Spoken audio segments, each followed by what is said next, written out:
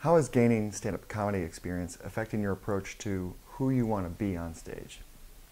Well, I feel like I'm going through a metamorphosis of sorts right now, which is hard. It's hard to say when you're in the middle of it. I don't think you can really know until you're on the other end. But I've definitely been making like some conscious choices about what I want to talk about and who I want to be on stage, because I had a conversation with someone a little while back whose opinion I respect about comedy, and we're talking about my act and what he thought, and he asked me, well, what do you think people are thinking about you when they leave a show that you performed on? And I thought about it, and I'm like, gave him some answer that I don't even really remember.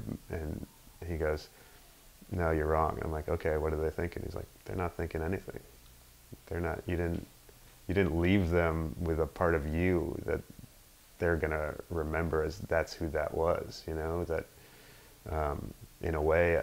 Because I was, I'm just out there trying to get laughs, and that's been the most important thing to me, which, it should be for a comedian. But not to the point where you're like pandering, I think, which is, and this is all relative, but, maybe I was doing that on some level more so than like talking about what do I really want to talk about, or opening up about my personal life, or things that I'm insecure about, or things that really I'm obsessed over. Instead of talking about those things, I might just be talking about something in the news, or something that, hey, I can make a clever little joke about this and you're going to laugh. And I'm like, hey, they laughed. I did my job. But maybe, so I guess just what I've been thinking about is that your job is more than that. Or your job doesn't have, there are people who just do that, and that's fine.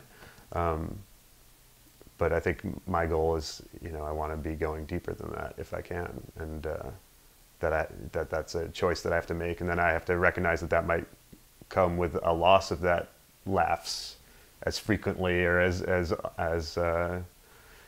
I might get on some of this other stuff. Like there's a reason people pander, because it works. So you might have to, or I might have to, swallow a little bit of like, oh, there's might be longer.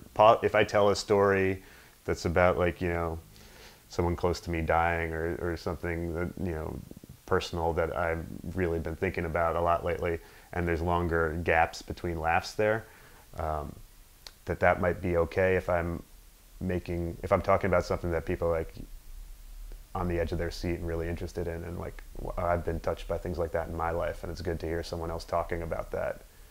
And at the end, there still needs to be laughs, that's your job, so you gotta still get those in there.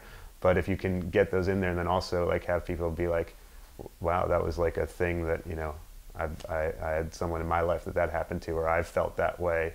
And I think you reach people on a different level when you can do that. And it's a challenge, especially, again, like you have these shorter sets in New York, so really to go there is a tricky thing. But that's what I've been thinking about lately, and sort of making an effort to try to get more to that place, which is not an easy thing to do. But